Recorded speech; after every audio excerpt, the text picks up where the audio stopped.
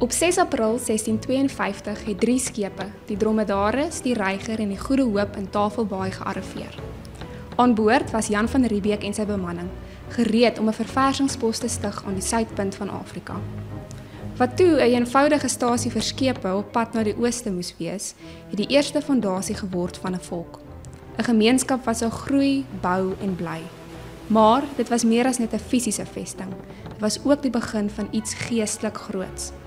Saam met hul koms het hulle die woord van God gebring, 'n lig vir 'n nuwe land, 'n fondament van geloof waarop geslagte sou bou. Maar Stigtingsdag is nie net 'n herinnering aan 'n oomblik in die verlede nie. Dit is 'n dag wat ons herinner aan ons eie verantwoordelikheid, om te bou, om te bewaar en om voort te gaan met die werk wat begin is.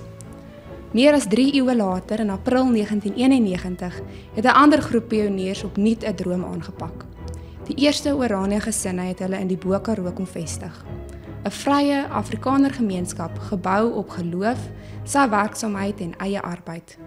Soos ons voorouers het hulle 'n visie gehad en 'n dorpie in 'n toekoms verander. Stigtingsdag is meer as 'n datum. Dit is 'n erfenis, dit is 'n roeping.